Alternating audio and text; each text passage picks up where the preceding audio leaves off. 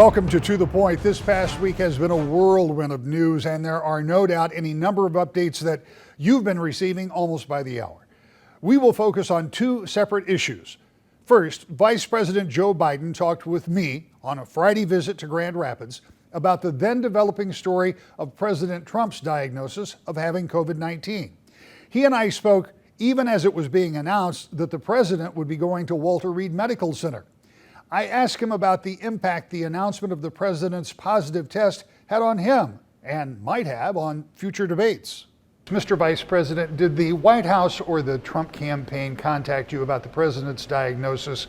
And what was your reaction to that knowledge that you had been with the president 48 hours earlier for a debate? Well, first of all, I learned it like everybody else did on the news, what I felt positive about. We never got closer than you and I are, and my wife was there, but she had a mask on in the audience. She came up and there wasn't any contact. But we did this morning. I did to be sure because I had just taken a test 3 days earlier, wherever it was, and tested negative in this test I took. And we took it again this morning on two different sources. One, a local hospital in Delaware, and one former White House physician who came up to give me the test, and thank God both my wife and I are negative. But I genuinely feel badly for the president. I hope to God that this is something that he and his wife will be able to tolerate and get through without any lasting impact on him. Even if the president follows simple quarantine rules, it would seem to eliminate the second debate just because of the timing. Do you think there'll be any more debates? And on that note, if there are, do you want those formats changed? Well, first of all, I hope for two reasons there are more debates. One, it means the president is able, he's healthy, he's able to debate. And secondly, because I think it's important we make our case as to why we should be elected the next president of the United States. But I understand that the debate commission is debating, no pun intended, rule changes. My view is whatever they decide is fine by me. I just hope the next debate's supposed to be a town meeting format.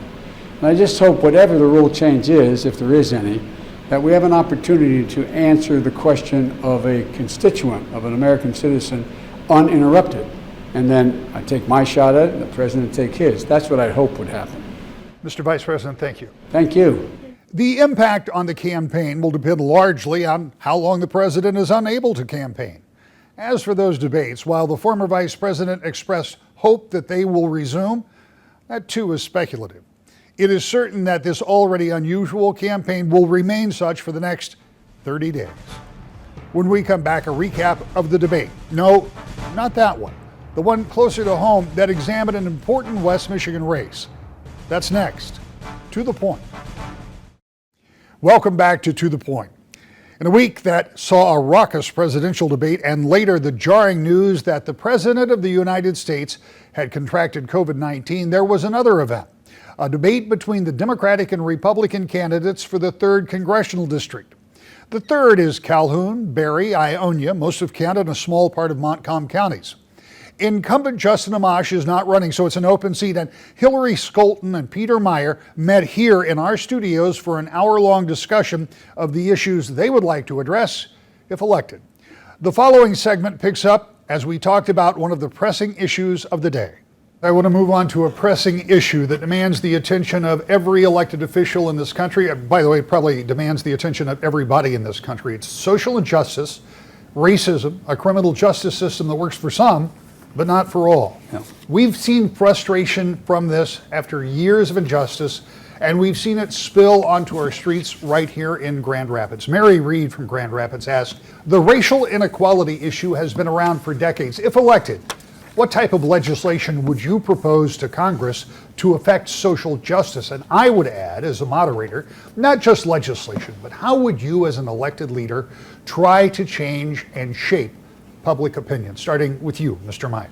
Oh, thank you, Mary, for that question. We, as a nation, we mourned the killing of George Floyd and the death of Grand Rapids' own Breonna Taylor. And we saw the divisions that are still there. We saw the injustices that still exist in our system. Now, this is a multi-layered problem that we need to be focusing on exposing one piece at a time. I mentioned criminal justice earlier and continuing and building upon the First Step Act so that we break the cycles of generational poverty that are caused by mass incarceration. But we also need to ensure that we're providing economic and educational opportunities for all. Again, we're starting down that path. The Opportunity Zone legislation has already encouraged additional investment in areas that have been historically underinvested in, that were redlined through racist policies of the past, and we're working to correct that. But above all, we need to make sure that we are building trust between law enforcement and the communities they serve, because ultimately that's what's going to bring us towards a better future with safety and prosperity.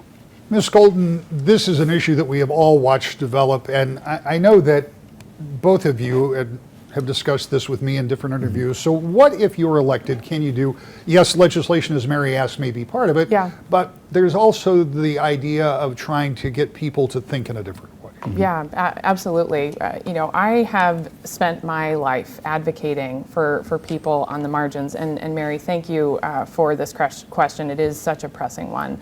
I worked as a social worker here with women and children at the Mel Trotter Ministries, seeing families working hard, playing by the rules, still not able to get ahead. We see how that generational poverty just won't let go of people here. And so we do need legislative policy to correct this, I believe. We need health care. We need to protect people with pre-existing conditions. We need to have a living wage. We need to bring good paying jobs back here to West Michigan. But I also believe that the message from the top deeply matters. And we need leaders who are going to put these issues front and center, not sow division and fear in our community as my opponent is trying to do.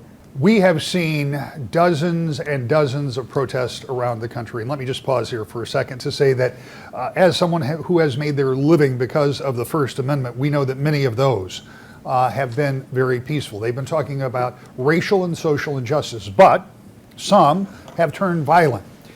What do you consider, Ms. Golden, you'll get the question first, what do you consider peaceful protests? How would you deal with protests that fall outside of that definition? And I want to include in this the idea, the premise of defunding police. Absolutely. Well, let me be very clear. We do not support defunding the police in this campaign. I have been very clear about that. I do not support defunding the police. I have worked with far too many victims of domestic violence. I'm a mom who lives on the southeast side of Grand Rapids, where we have seen increased gun violence this summer. And it's too personal to me to ever support an agenda like that. So happy to have the opportunity to address this directly, again, because of some of the lies that Mr. Meyer has been telling about us. We denounced the violence here in Grand Rapids the morning after it happened, I believe even before Mr. Meyer issued a statement. And I was down with my church group cleaning up after the violence. But I was also so proud to march alongside folks who were hungry for racial justice in this country, because we need to get to a place of true justice in order to know peace. But we absolutely cannot get there through violence, and we must come together as a community. Mr. Meyer, there are peaceful protests, there are protests that have been otherwise, and talk about defunding police. Yes, well, we saw the devastation that was caused in our downtown during the riots in late May, when we had over $500,000 in property damage and destruction. Now, peaceful protest, having your voice heard, making sure that you're standing up for what you believe is right, is not only necessary and a First Amendment protection, but I think it's oftentimes our obligation as Americans. But make no mistake, we must swiftly condemn the arson, the looting, the violence that has claimed so many lives, the hijacking of a movement that seeks peace into one that is trying to upend our country as we know it today. Now, I'm proud to be endorsed by the Grand Rapids Police Officer Association and by law enforcement officials throughout the district, because they know that there is a strong distinction between free speech and violence, between standing up for what you believe in and wanting to tear other things down. We're going to do something a little different. We've done this in some of our other debates, but for you at home, I want you to know that we have reached out and viewers have reached back with great responses and some really great questions. I'm reading some of them. Others have been recorded by those very viewers and candidates. This is the first one of those, and it kind of bridges the conversation we're having now to where we're going to go. This is a question from viewer Daniel Van Muurs from Grand Rapids. COVID-19 has made connection between health and climate justice, such as clean air and clean water. COVID does not affect everyone equally, and neither does climate change. What policies will you support and advance to address the unfair burden of pollution on low-income communities and people who are Black, Indigenous, or people of color? That goes first to you, Mr. Meyer, and this is going to take us into our next segment where we're going to be talking about the pandemic, and I thought that was an excellent question to get us there. Well, thank you, Daniel, for that question, and I completely agree. The burden of environmental pollution, the burden of our climate crisis has disproportionately fallen on the most vulnerable in our communities. While we're making great strides in reducing the particulate air pollution that is causing disproportionately negative outcomes to those who live in urban areas or who live near industrial sites, we must and can do more. I am strongly supportive of bringing back a stewardship ethos, a conservation ethos, making sure that we are taking care of the most vulnerable in our community. And specifically when it comes to addressing some of these issues, you mentioned it, COVID has also disproportionately hit the most vulnerable among us. If we look at the kids who are falling behind in school, it is the Black and Hispanic students who are suffering the most by having their schools shut down, who are falling behind their peers. And I don't want to see us have a lost generation of students who are always going to be desperately trying to keep up. We must make sure that we have policies that are helping everyone in our community, and clean air and clean water should never be a luxury. Ms. Skolton, we have seen that disproportionate impact in low-income communities, in communities of color. How do we address that? You know, I've seen this firsthand as well. You know, as I mentioned earlier, I spent my early years as a social worker working at a homeless shelter here, seeing how unhealthy environments disproportionately impact communities of color. I live on the southeast side near the 49507 district, where we're experiencing a major lead contamination problem. We have to elevate these issues, and we need to elect leaders who will put them first. I'm so proud to be endorsed by the Sierra Club and the League of Conservation Voters, nonpartisan organizations who choose candidates that they feel will be the best stewards of our environment. I think it's important to remember that, you know, Mr. Meyer owns stock in a major coal mining corporation that has put PFAS chemicals into our waterways and has personally profited from that. It's important that we elect leaders who will put our communities first before profit. Mr. Meyer, I believe you have a rebuttal. You have 30 seconds to answer Ms. Skolton. Well, thank you, Rick. I had hoped that we could rise above some of the petty partisanship that we saw on Tuesday's debates. But my opponent consistently accuses me of putting profits ahead of people. I did not profit when I went to Iraq to serve my country. I did not profit when I went to Afghanistan as a conflict analyst. I didn't profit in the humanitarian aid sector either, and I'm not running for Congress to profit. I'm running to make sure we have a government that works, and I hope we can have a better tone and civility for the rest of this debate. And for a rebuttal of 30 seconds, Ms. Skoll. Knowing where the interests of our elected officials lie isn't a partisan issue, and we honor your service as a veteran, certainly, but we have to know where the obligations of our elected officials lie. I've made a promise to divest from individual stock so that people know that I'm putting the needs of our constituents first. Mr. Meyer has refused to divest or disclose where his personal interests and profits lie. And Mr. Meyer has another rebuttal of 30 seconds. 6 months ago, I stated that the ethics rules we have for members of Congress are insufficient and that all members of Congress should pledge to put their holdings in a blind trust. Now, we have disclosed everything. There's 26 pages of my financial disclosures up on the air. The only stock that I personally hold today is 5 shares in John Deere that my grandfather Jim gave me when I was born. Now, I'll sell that if my opponent strongly suggests, but at the end of the day, we're here for the people, not to profit. So as Daniel helped us move from talking about one very serious issue in this country as it pertains to social injustice, racism, and all that we've talked about throughout this spring and summer, we have also been dealing with a pandemic that goes all the way back to March. I don't know what more can be said about it. We've all experienced it in different ways, but I want to start that conversation by this. The president's response to the pandemic is a subject of much debate, as is the response of governors around the country, including here in Michigan. So, and I want to make sure that we're back on track with all the rebuttals. I believe I'm going first to you, Ms. Yes. Scully. Where do you think the governmental response for COVID-19 has gone right, and where do you think it has gone wrong? Well, I really applaud the bipartisan effort that came together to pass immediate COVID relief and get it into the hands of hardworking Americans who had been without employment and laid off, supporting our small businesses through the Paycheck Protection Program. That show of bipartisanship was some of the best that our government has to offer. But we're significantly off track.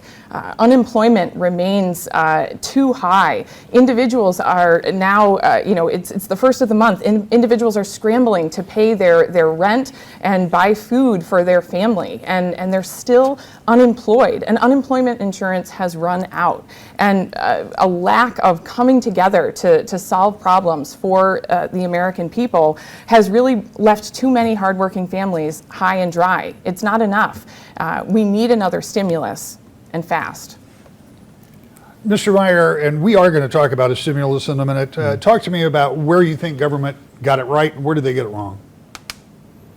I think we've been grappling with this evolving crisis, and we have, as my opponent referenced, passed some strong stimulus legislation. I think the Paycheck Protection Program was necessary so that our small businesses and entrepreneurs had the opportunity to weather this storm. But there were certainly missteps. I think we see in our current federal government a hesitation and an inability to adapt rapidly when an emergency presents itself. We saw a lack of clarity with the CDC guidelines very early on. I think we need to make sure that we are building a robust and responsive government, one that is agile and can respond to an evolving and dangerous world as quickly as we should expect it to. I am very encouraged by Operation Warp Speed, which I think is moving at tremendous strength and speed towards a vaccine and a cure, because that's how we're going to finally put these dark days of the coronavirus pandemic behind us. During the course of the pandemic, we have heard many official proclamations about what we should and shouldn't do. That has evolved because we've learned more and more about this disease. Wearing a mask is one of those things that has become particularly political for some.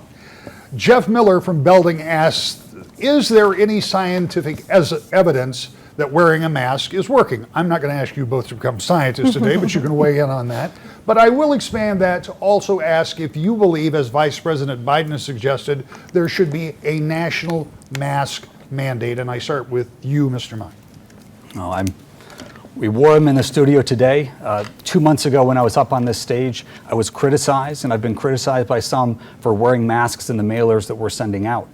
I believe that masks are a reasonable solution. They're a reasonable precaution to make sure that we are not spreading that aerosolized version of the virus. And again, I was referencing earlier on some unclear guidance from the CDC, but I think we're in a good position now where we understand some of those risks. Now, as to a national mask mandate, I think one of the strengths of our country is federalism. One of the strengths of the response has been trying to make sure that on a state-by-state basis, we have what's going to work best for citizens in that state. And so I don't support national mask mandates. I do support letting the governors of those states who are going to know what their citizens need the best, letting them decide. And ideally, having that decision be made closer to the people being impacted by it. So again, it can be as responsive and effective as possible as we get through these tough times. Ms. Golden, please. We're all in this together. I think that if you look closely at the science, we see that wearing a mask has cut down the spread of COVID-19. This virus, which has spread through the air, doesn't know state or regional boundaries. It is so important that we stop the spread of this virus so that we can get our economy back on track. and stop this terrible pandemic, which is claiming far too many lives. We need to take decisive action. As you mentioned earlier, this pandemic is disproportionately impacting poor communities, communities of color, and we need to act swiftly, responsibly, so that we can take care of the needs of others, not just look out for our own interest. And we know that the science clearly states that wearing a mask will slow, if not completely stop the spread. Finding a vaccine for COVID-19 will be an integral part of getting back to normal for all of us. So too will making sure that businesses and individuals who are hard hit economically by the pandemic have a chance to rebuild.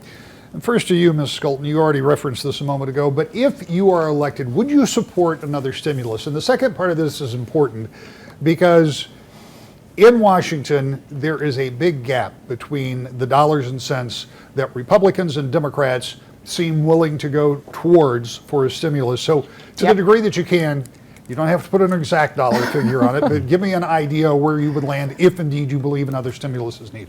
We absolutely do need another stimulus, but we can't just be handing out a blank check and running up our federal deficit.